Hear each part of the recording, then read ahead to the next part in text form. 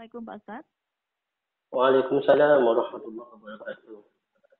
Alhamdulillah. Sesundi kabare Pak Ustadz? Alhamdulillah. Nih, bagaimana kabarnya? Mudah-mudahan tetap sehat, alhamdulillah. Nggih, alhamdulillah pangestu. Kita baik-baik aja Pak Ustadz.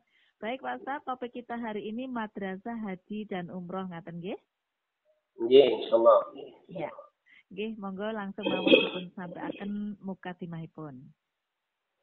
Baik. Terima kasih. Bismillahirrahmanirrahim. Assalamualaikum warahmatullahi wabarakatuh. Waalaikumsalam. Alhamdulillah. Alhamdulillah bil qail. A'udzu billahi minasy syaithanir rajim. Bismillahirrahmanirrahim. Walillahi 'alan nasi hajjul baiti man istata'a ilaihi sabila.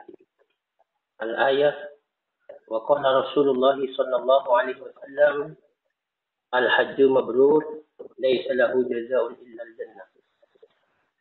Sadaqallahul 'azim wa sadaqa rasuluhun nabiyul karim wa nahnu 'ala dzalika minasy syakirin walhamdulillahi rabbil alamin. Amma ba'du. Rabbi ishrah li sadri wa yassir li amri wahlul 'uqdatam min lisani yafqahu qawli. Cak dan Ning, pendengar setia RRI 4 Surabaya yang dirahmati oleh Allah Subhanahu wa taala. Alhamdulillah, pagi hari ini Allah pertemukan kita kembali di saluran udara Radio 44 RRI Surabaya. Mudah-mudahan kita semua senantiasa mendapatkan kemudahan dan limpahan rahmat dari Allah Subhanahu wa taala. Pagi ini kita masih diberikan kekuatan iman, kekuatan Islam, kesehatan sehingga kita bisa bangun di pagi hari ini dan bisa melaksanakan aktivitas kita mulai dari start subuh hingga pagi hari ini kita bersama talabul ilmi. Mudah-mudahan apa yang kita lakukan sejak bangun tidur hingga saat ini senantiasa dicatat oleh Allah sebagai amal kebaikan yang bernilai ibadah di mata Allah. Amin amin ya rabbal alamin.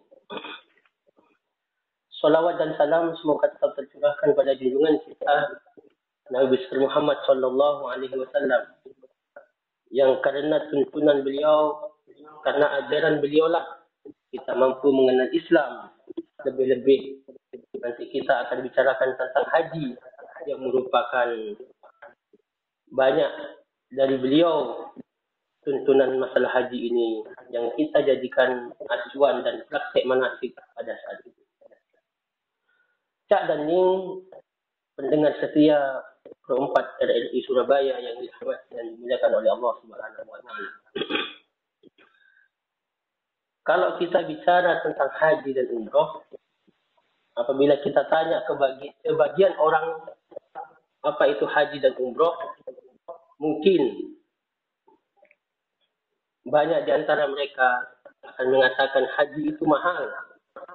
Haji itu biayanya tidak murah. Haji itu membutuhkan fisik yang kuat. Haji itu membutuhkan kesehatan dan bekal yang banyak. Memang bagi sebagian orang yang tidak memiliki ilmu tentang manasik haji akan mengatakan demikian. Karena memang sejatinya haji itu merupakan ibadah fisik. 90% dalam rangkaian pelaksanaan ibadah haji dan umroh itu adalah fisik yang bergerak. Kalau kita lihat bukan hanya fisik, memang bekalnya juga butuh bekal yang banyak. Selain biaya hajinya mahal, juga bekal kesehatan harus kita miliki, sehingga sebagian orang haji itu dianggap berat untuk dilaksanakan.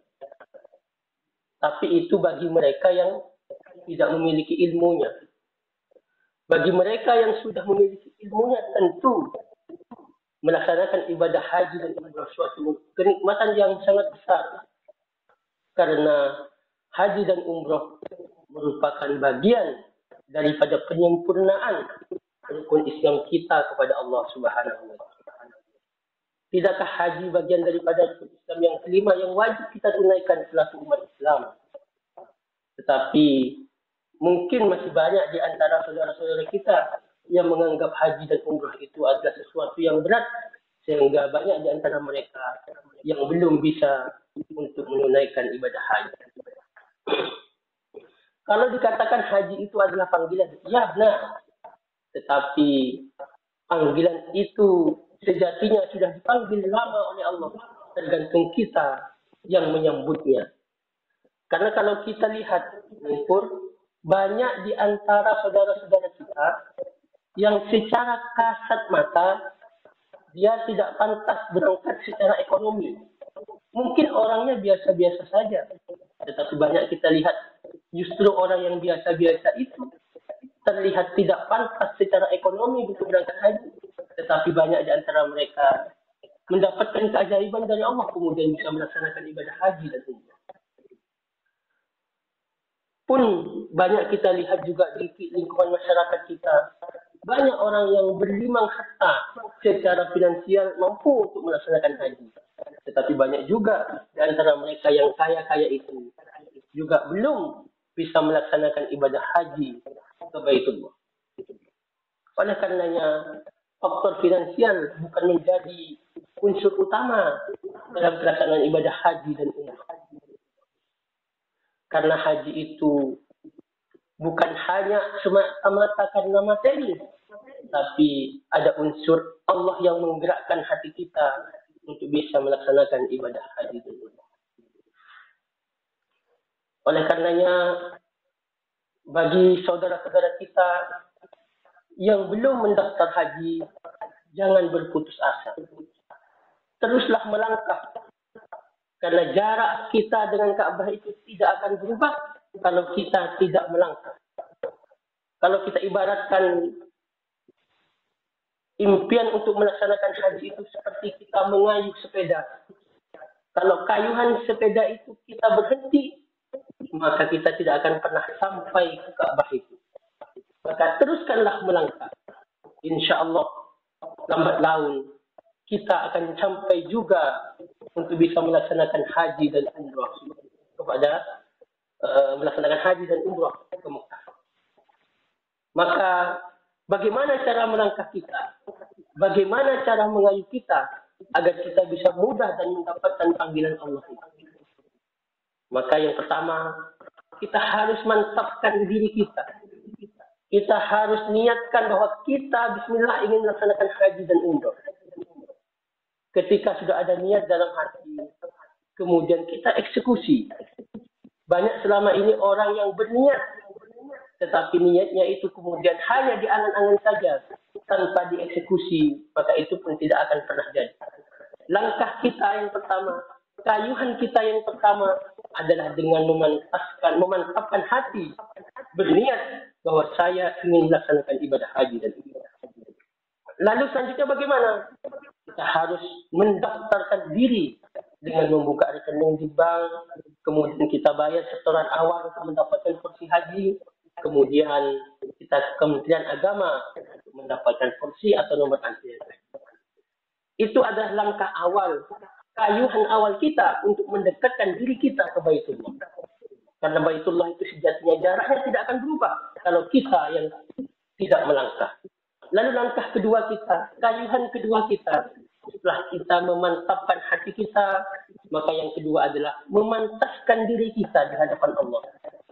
Karena Allah itu tidak memanggil orang-orang yang mampu, tetapi Allah mampukan hamba-hambanya yang dipanggil olehnya. Maka kita harus memantaskan diri kita di hadapan Allah Subhanahu wa Ta'ala agar kita segera dipanggil oleh Allah Subhanahu wa Ta'ala. Bagaimana cara kita memantaskan diri di hadapan Allah? Yaitu kita harus belajar ilmu manasik haji dan umrahnya. Cara bagaimana melaksanakan ibadah haji dan umrah sesuai dengan tuntunan Rasulullah SAW. Ini yang penting.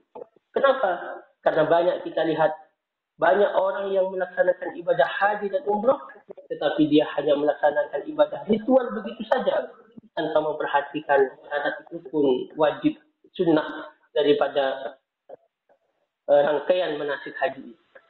Oleh karenanya, kita yang sekarang belum dipanggil oleh Allah, mari kita pantaskan diri kita di hadapan Allah. Barangkali dengan kita memantaskan diri di hadapan Allah, dengan kita mulai memahami ilmu manasik haji dan umroh, dengan demikian kita yakin insya Allah Allah akan memanggil kita. Oleh karenanya kami dari penyuluh agama Islam Kementerian Agama Kota Surabaya mulai membuat program bimbingan manasik dengan nama programnya itu Madrasah Haji dan Umroh. Yang namanya madrasah seperti sekolah. Jadi kalau kita bicara tentang haji dan umroh, itu bukan hanya satu kurikulum, bukan hanya satu SKS, tidak. Tetapi haji dan umroh ini sangat kompleks permasalahannya dan ilmunya juga banyak. Mulai dari nanti cara ihramnya, bagaimana ketika wukufnya, bagaimana ketika wanita itu mengalami haid, apakah haji dan umrohnya itu bisa dilakukan, tentang kesehatannya. Nah, dalam konteks program madrasah haji dan umroh ini, kami di Kementerian Agama akan memberikan bimbingan manasik haji dan umroh secara komprehensif kepada para jamaah ataupun calon-calon jamaah yang ingin memantaskan dirinya sehingga kelak dengan ilmu yang pantas, bimbingan manasik yang pas, kemudian beliau sudah memantapkan diri, memantaskan dirinya untuk bisa mendapatkan ilmu manasik haji dan umroh. Kemudian mudah-mudahan dengan ilmu yang sudah dimiliki itu bisa segera dipanggil oleh Allah untuk bisa melaksanakan haji dan umroh. Dan kegiatan atau program madrasah haji dan umroh yang kami kemas dan kami berikan kepada jemaah ini kami berikan dalam rangka membantu pemerintah, dalam rangka membantu Kementerian Agama untuk kemandirian jamaah haji di masa-masa yang akan datang.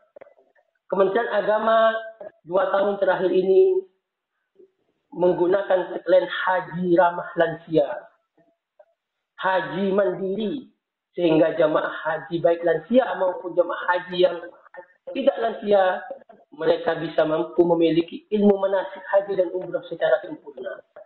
Sehingga ketika melaksanakan ibadah haji, bisa melaksanakan ibadah haji secara mandiri. Oleh karenanya, bagi jamaah atau pendengar Cak Danling dimanapun berada, yang ingin memperdalam ilmu manasik haji dan umroh, boleh berkunjung ke tempat kami di RPP Beratang atau di KUA terdekat di Kota Surabaya. Insya Allah kami akan melakukan madrasah haji dan umroh, memberikan bimbingan manasik haji dan umroh kepada seluruh calon-calon jemaah haji untuk bisa memantapkan hati dan memantaskan diri mengenai ilmu manasik haji dan umroh. Demikian sementara Cak Ning sebagai pembuka. Ningpur, demikian dari saya. Nanti kita lanjut dialog. Terima kasih. Assalamualaikum warahmatullahi wabarakatuh. Waalaikumsalam warahmatullahi wabarakatuh. Nggih Pak Ustadz, matur nuwun mukadimahipun. Sudah ada beberapa WA yang masuk nggih Pak Ustadz. Nanti setelah lagu kita lanjutkan dialog Pak Ustadz. Nggih, siap Ningpur. Ya, mboten dipun tutup nggih Pak Ustadz. Nggih, siap.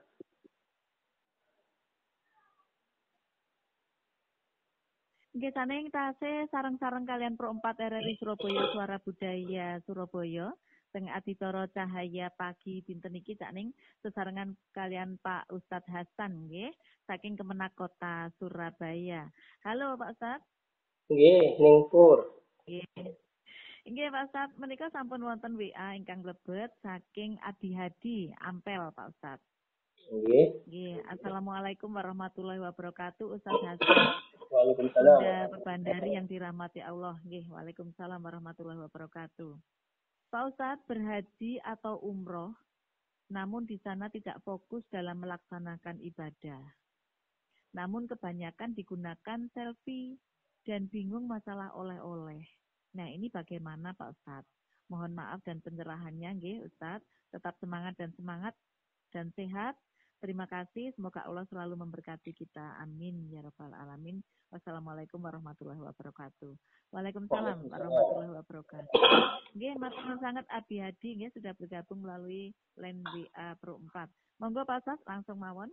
Nggih. Baik, Ningpur. Makanya tadi di awal seperti yang saya katakan, orang yang melaksanakan haji itu harus memantaskan diri memiliki ilmunya, ilmu manasiknya. Kalau orang yang tidak memiliki ilmu manasik, memang cenderung melaksanakan ibadah haji maupun umrah itu tidak memikirkan wajibnya, tetapi dia malah memikirkan hal yang lain. Kalau di Al-Quran kan Allah mengatakan gini, walillahi 'alan nasi hajjul baiti man istata'a ilaihi sabila. Jadi manusia yang mempunyai kemampuan wajib melaksanakan ibadah haji ke Baitullah karena Allah. Jadi karena Allah. Jadi kalau sudah sesuatunya itu karena Allah, berarti dia harus memiliki bekal ilmu manasik yang kalau dia tidak memiliki ilmu manasik, maka ya itu hanya selfie, hanya haji dan umrah itu hanya sebagai hiburan, hanya sebagai penggugur kewajiban, sehingga nilai spiritualnya tidak ada tertanam dalam dirinya. Tetapi kalau orang sudah memiliki ilmu manasik, dia sudah belajar tentang keutamaan ibadah haji, sudah belajar bagaimana Rasulullah itu melaksanakan haji dan umrah, maka di sana tidak akan selfie-selfian. Saya yakin dia akan beribadah dengan sempurna. Kan dalam surah Al-Imran Allah juga mengatakan Al-Baqarah ayat 196 kalau nggak salah 97, wa tazawwadu fa inna khairaz zadi taqwa. Jadi berbekallah kalian, sebaik-baik bekal itu adalah takwa. Bekal di sini itu adalah yaitu dia harus memiliki bekal yang cukup ketika melaksanakan ibadah haji, karena ayat ini berkaitan dengan haji. Bekal apa? Yaitu salah satunya selain dia bekal material dengan membawa bekal yang cukup sehingga dia tidak memaksakan dirinya untuk meminta-minta kepada orang lain selama perjalanan hajinya, juga yaitu bekal ilmu manasik. Kalau dia sudah memiliki bekal ilmu manasik haji dan umrah secara sempurna, maka di sana otomatis dia akan senantiasa beribadah kepada Allah dengan sempurna. Tidak hanya foto-fotoan selfie atau berfoya-foya atau hanya untuk ingin disanjung dirinya bahwa sudah melaksanakan haji dan umrah. Nah, oleh karena itulah pentingnya itu madrasah haji dan umrah sebelum dia melaksanakan ibadah haji dan umrah. Begitu mungkin Lingkur. Nggih. Nggih. Matur nuwun Pak Ustaz. Nggih, mudah-mudahan kagem Abiyadi sudah menjawab nggih. Baik Pak Ustaz, menika wonten WA yang kedua barusan masuk nggih. Assalamualaikum Ustaz nggih. Waalaikumsalam. Waalaikumsalam warahmatullahi. Nggih, Ustaz, saya Nia dari Sidoarjo mau tanya. Bila mana punya uang 25 juta, kira-kira buat daftar umroh dulu atau daftar haji dulu nggih? Terima kasih. Lah ini pertanyaannya Pak Ustaz. Nggih, sangat menarik pertanyaannya. Hubungan dengan pendanaan menika Pak Ustaz. Nggih. Baik. Memang hari-hari ini banyak masyarakat itu dilema. Karena daftar haji antriannya kurang lebih 30 tahun. Tapi kalau daftar umroh, sekarang daftar bulan depan bisa berangkat. Kan begitu. Nah, tetapi yang masuk dalam rukun Islam itu adalah haji. Kalau orang sudah melaksanakan haji, berarti umrohnya katut. Tapi kalau orang melaksanakan umroh, hajinya belum gugur. Gitu. Makanya kalau bertanya kepada saya, maka saya menjawab lebih baik mendaftar haji dengan uang itu dibandingkan dia melaksanakan umroh. Banyak jamaah yang konsultasi ke saya, kemudian di tengah dia masa tunggu hajinya itu, dia ada rezeki bisa umroh. Begitu nih. Nah, jadi haji itu dia daftar 25 dapat nomor posisi. Setahun kemudian dia memiliki rezeki lebih maka umroh. Karena kalau kita mengacu kepada Rasulullah itu memang punya niat untuk haji, tetapi kemudian pada tahun ke-7 itu beliau dihadang oleh kaum kafir Quraisy di Hudaybiyah. Jadi tahun ke-6 ketika Rasulullah itu ingin rindu dengan Mekah, beliau ingin melaksanakan umroh, kemudian dihadang oleh kaum kafir Quraisy, maka terjadilah perjanjian Hudaybiyah itu. Nah, tahun ke-6. Kemudian Rasulullah ingin umroh awalnya itu. Ingin umroh karena dia rindu dengan Mekah setelah lama di Madinah. Beliau ingin ke Mekah, kemudian ingin melaksanakan umroh.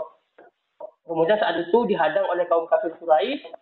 Kemudian terjadilah perjanjian yang namanya perjanjian Hudaybiyah. Rasulullah tidak boleh melaksanakan umroh Kemudian Rasulullah diberi izin untuk umrah pada tahun ke-7 Hijriah dan tidak boleh saling serang selama 10 tahun. Kemudian perjanjian itu setahun, hajat berlaku setahun, kemudian kaum kafir itu melanggar perjanjian itu. Sehingga Rasulullah itu bisa ke Mekah pada tahun ke-7 Hijriah itu dan beliau melaksanakan umrah qadha. Tetapi Rasulullah melaksanakan umrah itu, dia sudah ada niat untuk melaksanakan haji dulu. Sudah ada niat untuk melaksanakan haji. Tetapi memang dari ayat sebelumnya itu yang saya bacakan itu, ada ayat di surah Al-Fat ayat 27. Laqad sadaqallahu wa rasulahu ar-ru'ya bil haqqi la tadkhulunnal masjidal haram insyaallahu aminin. Dalam ayat ini dikatakan, sungguh Allah telah membenarkan mimpi Rasulnya bahwa Anda sungguh akan memasuki Masjidil Haram dalam keadaan aman. Nah, ini Rasulullah itu bermimpi bahwa Rasulullah itu akan datang ke Masjidil Haram. Nah, makanya mimpinya Rasulullah itu kemudian dibenarkan dengan turunnya surah Al-Fat ayat 27. Nah, mimpi Rasulullah ini dia berkaitan dengan haji, bahwa Rasulullah itu akan melaksanakan haji, tetapi karena tahun ke-6 itu kemudian dia dicegat oleh kaum kafir Quraisy tidak bisa melaksanakan umrah, maka ditundalah. Kemudian dia tahun ke-9 baru bisa melaksanakan ibadah haji, tahun ke-7-nya melaksanakan umrah. Artinya apa? Jadi kalau menurut saya, niat untuk melaksanakan haji itu lebih didahulukan. Dia daftar haji, kemudian di tengah masa tunggu haji itu, dia bisa melaksanakan umrah sampai berkali-kali. Tapi yang penting, kewajiban hajinya digugurkan lebih dulu. Begitu mungkin ukur. Nggih, Pak Ustaz. Nggih, pertanyaan berikutnya Pak Ustaz. Nika saking Pak Iqbal nggih, teng Perak nggih. Pak Ustaz, berapa lama masa tunggu haji kalau daftar sekarang? Kemudian pertanyaan kedua, apakah boleh menggantikan porsi haji orang tua yang sudah meninggal? Monggo langsung Pak Ustaz. Jadi kalau daftar haji sekarang, itu haji reguler gini. Haji reguler yang sesuai dengan ketentuan Kementerian Agama, yaitu daftar sekarang masa tunggunya kurang lebih 34 tahun. Kalau di Jawa Timur. Kurang lebih 34 tahun. Kalau kita mengecek di Siskohat itu, di aplikasi Siskohat, haji reguler daftar sekarang, masa tunggunya kurang lebih sekitar 34 tahun. Kalau haji plus atau haji khusus, itu kurang lebih sekitar 8 tahun, 8 sampai 10 tahunan. Nah, itu haji plus. Itu haji yang kuotanya resmi, dikeluarkan oleh Kementerian Agama. Bukan kuota yang tidak resmi. Lalu yang kedua, terkait dia sudah mendaftar, punya porsi, kemudian meninggal dunia, maka sesuai dengan peraturan Undang-Undang Nomor 8 Tahun 2019 tentang perhajian itu, maka orang tua yang meninggal dunia atau porsi yang meninggal itu, dia bisa digantikan oleh ahli warisnya, bisa digantikan oleh istrinya atau suaminya, bisa digantikan juga oleh anaknya sebagai ahli warisnya. Begitu, Ningpur. Jadi kalau dia punya porsi itu sekarang bisa diwariskan ke ahli warisnya. Yeah. Amin. Ya, untuk Cak Iqbal ya, sudah saya bacakan dan sudah dijawab oleh Pak Ustadz. Baik, kita sudah lagu dulu Pak Ustadz, sekitar 3 menit Pak Ustadz. Mohon izin teleponnya buatan dipun tutup. Nanti masih ada beberapa pertanyaan lagi, nggih Pak Ustadz? Nggih, monggo nih. Saya tengah dicara Cahaya Pagi, Lumantar Pro 4 RRI Surabaya, FM 96,8 MHz. Sesarengan kalian Pak Ustadz Hasan El Junai SHI, saking Kemenak Kota Surabaya. Halo Pak Ustadz. Nggih, Ningpur. Nggih Pak Ustadz, menika tasik wonten 2 pertanyaan tapi dari 1 orang aja, hamba Allah ngaten nggih Pak Ustadz. Pak Ustadz, apakah saya bisa mengikuti program Madrasah Haji dan Umroh yang diadakan Kementerian Agama? Kemudian pertanyaan kedua, apakah penting Pak Ustadz mengikuti bimbingan manasik haji dan umroh? Monggo Pak Ustadz. Nggih, baik Ningpur. Bagi Cak dan Ning yang ingin mengikuti kelas Madrasah Haji dan Umroh yang diadakan oleh Penyuluh Agama Islam Kementerian Agama Kota Surabaya, disilahkan, monggo bisa koordinasi dengan kami, bisa dicatat nomor saya, boleh. Nanti akan kami bimbing atau akan kami berikan bimbingan manasik haji dan umroh mulai dari awal, bagaimana dia memiliki semangat untuk bisa melaksanakan ibadah haji dan umroh. Kita nanti akan berikan materi upaya meraih haji dan mabrur seperti apa. Bagaimana dia mengelola mentalnya, mengelola psikisnya ketika melaksanakan ibadah haji dan umroh. Karena ketika dia melaksanakan ibadah haji, pasti akan banyak permasalahan yang dijumpai di sana. Sehingga mental itu harus psikis harus dikelola dengan baik. Jangan sampai ngerusulo terus, tetapi syukur dan sabarnya harus tambah. Bagaimana nanti kita ajarkan tata cara berdoa, berzikir, dan amaliyah ketika dia melaksanakan umroh, ketika melaksanakan haji, ketika dia berziarah di makam Rasulullah, etikanya seperti apa. Ini semua akan kita kupas dalam madrasah haji dan umroh yang dilaksanakan oleh Kementerian Agama, teman-teman penyuluh Kementerian Agama Kota Surabaya. Nah, boleh. Jadi nanti siapapun masyarakat, baik dia yang sudah memiliki porsi haji maupun yang belum memiliki porsi haji, boleh ikut kelas madrasah haji dan umroh yang dilaksanakan oleh Kementerian Agama melalui penyuluh-penyuluh agama Islam yang ada di Kota Surabaya. Bisa menghubungi nomor saya nih 0851 0800 5152. Nanti bisa bertanya-tanya masalah, misalnya kalau wanita, masalah kewanitaan dalam ibadah haji, misalnya dia ketika haid, bagaimana, apakah tawaf ifadahnya bisa dilakukan atau tidak. Nah, itu nanti kita akan berikan materi-materi seputar kaitannya tentang manasik haji. Nah, lalu yang kedua apa tadi? Yang kedua, apakah penting Pak Ustadz mengikuti bimbingan manasik haji dan umroh? Oh, sangat penting kalau menurut saya. Jadi begini, tingkatan orang melaksanakan ibadah haji itu kan ada 3 nih. Yang pertama itu hamun. Hamun itu adalah keinginan. Jadi kretek yang ada di hati itu kan niat awal. Jadi saya ingin melaksanakan haji, itu kretek yang ada di hati, itu tingkatan kita masih hamun, tingkatan awam pertama.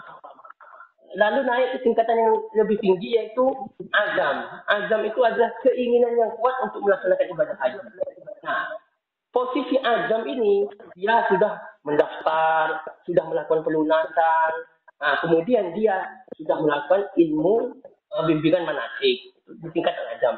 Lalu posisi niat yang tertinggi adalah niat ketika dia mengucapkan labbaik Allahumma hajjan, labbaik Allahumma umratan. Nah, ketika sudah berada pada puncak niat tertinggi itu, di mana ketika di miqat dia mengucapkan niat labbaik Allahumma hajjan atau labbaik Allahumma umratan, maka seluruh aktivitas yang berkaitan dengan duniawi kita itu harus kita tinggalkan dan kita fokus kepada Allah. Nah, jadi kata-kata walillahi, karena Allah kamu melaksanakan haji. Nah, puncaknya ketika kita melaksanakan niat itu. Nah, ketika sudah niat itu kita melaksanakan haji atau umroh, maka hilangkan seluruh urusan dunia, kita fokus kepada Allah, maka di sanalah kita memerlukan ilmu manasiknya. Nah, jangan sampai ketika kita sudah niat, kita hanya selfie-selfie seperti pertanyaan-pertanyaan tadi, atau kita sudah niat, tetapi kita tidak fokus untuk ibadah kepada Allah Subhanahu Wa Taala, tapi kita masih memikirkan urusan dunia kita, masih memikirkan urusan bisnis kita. Itulah orang kalau tidak memiliki ilmu manasik yang pas, ilmu manasik yang sempurna, maka dia pasti akan keluar dari koridor yang sudah ditentukan oleh Allah dan Rasulnya. Oleh karena itu, menurut saya, belajar ilmu manasik haji dan umrah itu sangat penting sebagai bekal dan persiapan kita untuk memantaskan diri ketika kita melaksanakan haji dan umrah kepada Allah Subhanahu Wa Taala. Itu nih. Gih. Baik Pak Ustadz Hasan, semua WA sudah terjawab.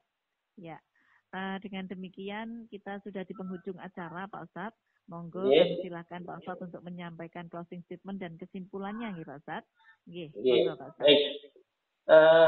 Cak dan Ning, sahabat budaya pendengar setia Pro 4 ada di Surabaya yang dirahmati Allah.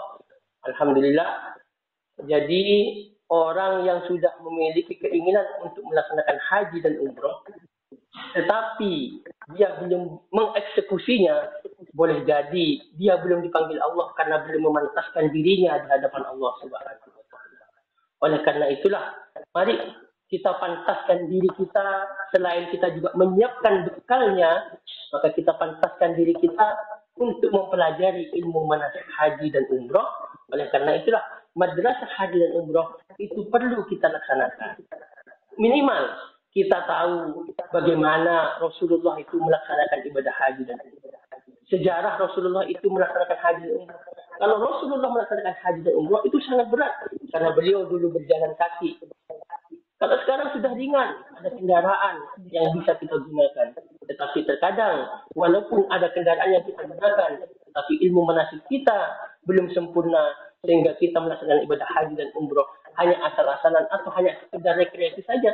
Kan banyak orang melaksanakan umroh sekarang itu hanya untuk rekreasi, umroh bolak-balik, tetapi tidak ada perubahan pasca umroh atau hajinya, itu maka dikatakan hajinya tidak mabrur. Oleh karena itulah, dalam rangka mencapai predikat haji yang mabrur, umroh yang makbul, maka kita harus mempersiapkan diri sedini mungkin. Kita harus mempelajari ilmu manasik haji dan umroh dengan sempurna, sehingga kelak ketika kita melaksanakan ibadah haji dan umroh, kita bisa melaksanakan ibadah haji dan umroh secara sempurna. Karena Rasulullah berpesan, "Khudhu anni manasikakum." Ambillah manasik haji kalian sebagaimana manasik haji yang pernah aku lakukan. Dan Rasulullah itu melaksanakan haji hanya sekali seumur hidupnya, yang kita kenal dengan namanya haji wada. Oleh karena itulah, karena Rasulullah melaksanakan haji cuma sekali, maka mari kita bisa melaksanakan haji itu secara sempurna, mengikuti bagaimana manasik haji dan umroh yang dipraktekkan oleh Rasulullah Muhammad SAW. Maka Cak dan Ning, pendengar setia 24 RRI Surabaya, dimanapun Anda berada, mari bergabung bersama kami dalam Madrasah Haji dan Umroh Penyuluh Agama Islam Kementerian Agama Kota Surabaya.